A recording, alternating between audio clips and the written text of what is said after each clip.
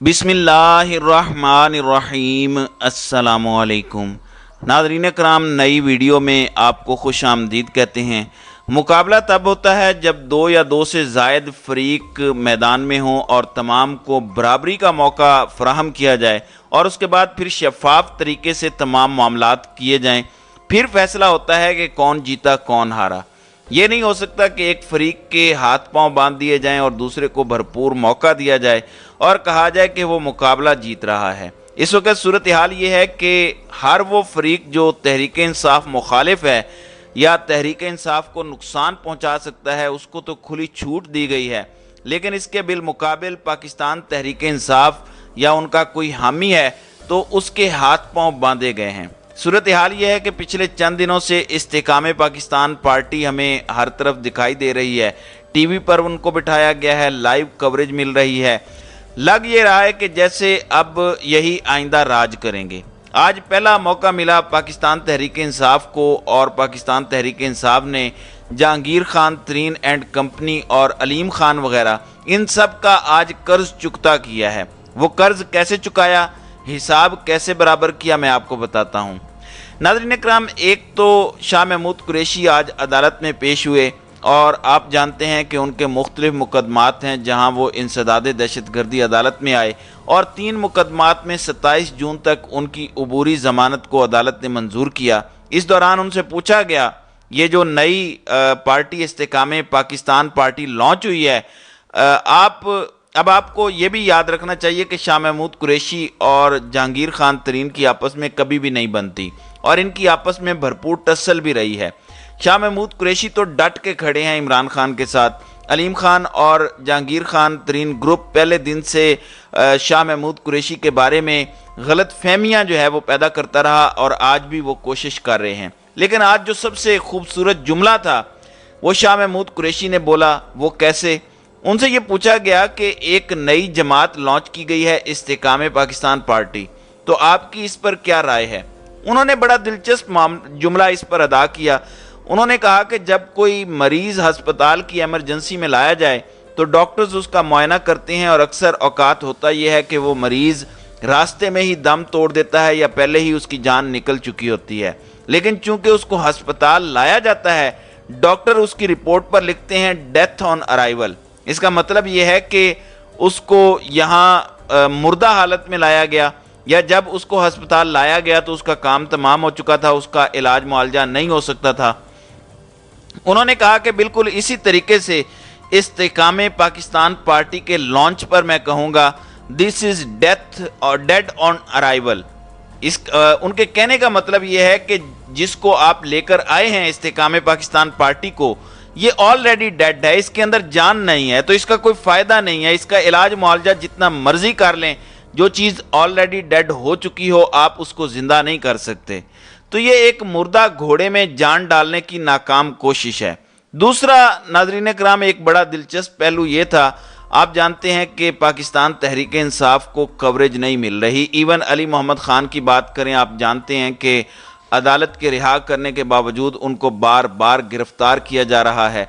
लेकिन हैरान कुन तौर पर 2-3 लोगों को तहरीक इंसाफ के आज कवरेज मिली है। उनमें शाह महमूद कुरैशी हैं या फिर चौधरी परवेज़ इलाही। इमरान खान की कवरेज का तो सवाल ही पैदा नहीं होता, लेकिन शाह महमूद कुरैशी और परवेज़ इलाही को कवरेज हमें ज़रूर मिलती दिखाई दे रही है। उसके बाद एक और बड़ी खबर यह है कि वज़ीर दिफा ख्वाजा आसिफ का कहना है कि चेयरमैन तहरीक इंसाफ से 9 मई के वाक़यात से मुतालिक पूछगछ शुरू कर दी गई है। अब शायद वो JIT के तनाजुर में बात कर रहे हैं जिसमें इमरान खान को तलब किया गया, जहां इमरान खान पेश नहीं हुए थे, जहां पर उनके नुमाइंदों ने जवाब दाखिल कराया था, या इसके अलावा कोई और इन्वेस्टिगेशन शुरू की गई है, तो इस हवाले से कोई मालूम नहीं है। अब इस सारी सूरत हाल को लेकर क्या मामला बनता है वो तो हमें आगे पता चलेगा। लेकिन सुप्रीम कोर्ट को लेकर एक बहुत बड़ी डेवलपमेंट है जिसको आप पाकिस्तान तहरीक इंसाफ की मदद कहें या जो कहें। चंद रोज़ पहले लाहौर हाई कोर्ट बार ने एक करारदाद पेश की जिसमें वो मिलिट्री कोर्ट और ऑफिशियल सीक्रेट एक्ट के हवाले से बात कर रहे थे। क्या सिविलियंस को वहाँ पर ट्रायल किया जा सकता है या नहीं किया जा सकता। फिर पेशावर हाई कोर्ट ने भी इस पर सवाल रेज किया। तो आज बाकायदा तौर पर एक पिटीशन जिसे आप कॉन्स्टिट्यूशनल पिटीशन कह सकते हैं, وہ سول سوسائٹی کے بہاف پر سپریم کورٹ میں دائر کی گئی ہے، جس میں بڑے سادہ الفاظ میں یہ کہا گیا ہے کہ جناب جو 9 مئی کے واقعات ہیں ان میں ملوث ملزمان کے ٹرائل فوجی عدالتوں میں چلانا آرمی ایکٹ اور آفیشیل سیکرٹ ایکٹ کی خلاف ورزی ہے، اور ان کے مطابق سپریم کورٹ فوجی عدالتوں میں سویلین مقدمات چلانے کے عمل کو غیر آئینی قرار دے۔ ملٹری کورٹ میں سویلینز کے مقدمہ چلانے کے لیے گائیڈ لائنز بننے تک ٹرائل روکنے کا حکم دیا جائے جب تک کسی آزاد عدالت میں اپیل کا حق دینے کے لیے قانون سازی نہیں ہو جاتی۔ ملٹری کورٹس میں کارروائی روکنے کا حکم دیا جائے، اور یہ بھی کہا گیا ہے کہ فیئر ٹرائل کے تحت ملٹری کورٹس میں چلائے جانے والے مقدمات فوجداری عدالتوں میں بھیجنے کا حکم دیا جائے، اور اس حوالے سے تمام فریقین کو، جن میں وفاقی حکومت بھی شامل ہے، ان کو فریق بنایا جائے۔ تو اب دیکھنا یہ ہے کہ اس پر سپریم کورٹ کیا فیصلہ کرتی ہے، اور یہ سپریم کورٹ کے لیے ایک اہم ٹیسٹ کیس ہے۔ پاکستان تحریک انصاف کے چیئرمین عمران خان نے بھی اس کو چیلنج کیا تھا، لیکن ان سے یہ پوچھا گیا کہ آپ یہ بتائیں کہ آپ کے حقوق یہاں پر کہاں متاثر ہوئے ہیں، جس کی بنیاد پر اس چیز کو آپ چیلنج کر رہے ہیں، تو وہ درخواست اعتراض لگا کر واپس کر دی گئی تھی۔ اب ناظرین اکرام، یہ جو سول سوسائٹی کی درخواست ہے، اس حوالے سے کیا بنتا ہے، یہ بڑی دلچسپ صورتحال ہوگی۔ دوسری جانب آپ کو نون لیگ کی چیخوں کے حوالے سے میں بتانا چاہتا ہوں، نون لیگ کو سمجھ آ چکی ہے کہ وہ گیم سے آؤٹ ہو گئے ہیں۔ خواجہ آصف کہہ رہے ہیں کہ الیکشنز وقت پر ہونے چاہیے، رانا ثناء اللہ یہ کہتے نظر آئے کہ الیکشن وقت پر نہ ہوئے تو یہ ہو جائے گا، وہ ہو جائے گا۔ اب ان کو یہ اندازہ ہو رہا ہے کہ ان کو نہ آئندہ حکومت مل رہی ہے، اور الیکشن اب اور لیٹ ہوں گے، کیونکہ بنیاد آپ نے رکھ دی ہے۔ پنجاب اور خیبر پختونخوا میں آپ نے الیکشنز نہیں ہونے دیے، تو اس کا مطلب یہ ہے کہ اب آگے چل کر بھی صورتحال خراب ہوگی۔ اب خرم دستگیر کہتے ہیں کہ ہمارے پاس سیکیورٹی بھی آ گئی ہے، ہمارے پاس پیسے بھی آ گئے ہیں، اور ہم الیکشن موڈ میں جا چکے ہیں۔ گجرانوالہ میں بات کرتے ہوئے ان کا کہنا تھا کہ ہماری منصوبہ بندی یہ ہے کہ عام انتخابات 10 نومبر کو ہو جائیں، کیونکہ آپ جانتے ہیں کہ اسمبلی نے اگر اپنا ٹینیور پورا کیا تو اکتوبر میں الیکشنز ہوں گے، لیکن اگر وزیر اعظم اپنے ٹائم سے ایک دن پہلے بھی اسمبلیاں ڈیزالو کر دیں تو پھر 60 کی بجائے 90 روز بعد الیکشنز ہوں گے۔ تو میں نے آپ کو یہ بات پہلے ہی بتائی تھی کہ ان کا پلان یہ ہے کہ ایک ہفتہ پہلے اسمبلیاں ڈیزالو کر دی جائیں تو 1 مہینہ مزید مل جائے گا، تو الیکشن اکتوبر کی بجائے نومبر میں ہو جائیں گے۔ لیکن اب اس میں اہم بات نواز شریف کا واپس آنا ہے، کیونکہ حکومت اور ان کے قریبی حلقے یہ بتا رہے ہیں کہ ستمبر تک نواز شریف کی واپسی مشکل ہے۔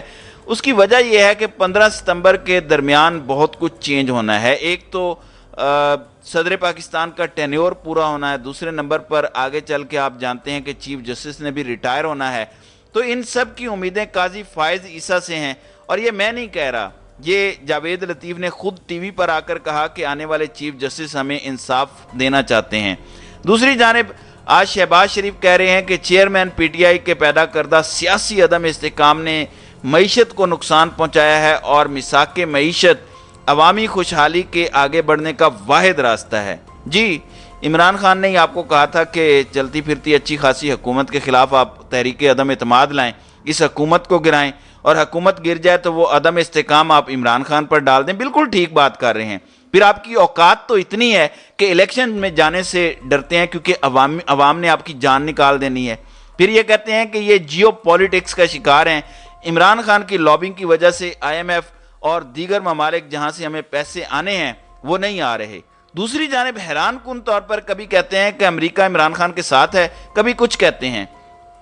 اب خرم دستگیر کا یہ کہنا ہے کہ عمران خان کے امریکہ مخالف بیانات کی وجہ سے IMF سے معاہدہ نہیں ہو رہا۔ اب سوال یہ ہے کہ ایک جانب آپ تاثر یہ دینے کی کوشش کرتے ہیں کہ عمران خان کی وجہ سے یا عمران خان کو بچانے کے لیے جو عالمی طاقتیں ہیں وہ معاہدہ نہیں کر رہی، یا تو یہ بات سچ ہے۔ اگر یہ بات جھوٹ ہے تو پھر یہ کہنا کہ عمران خان کے امریکہ مخالف بیانات کی وجہ سے ہمیں پیسے نہیں مل رہے، تو یہ سوچنے کی باتیں ہیں۔ آخر مفتاح اسماعیل نے کیسے IMF پروگرام ریوائیو کر لیا اور ان کو پیسے مل گئے؟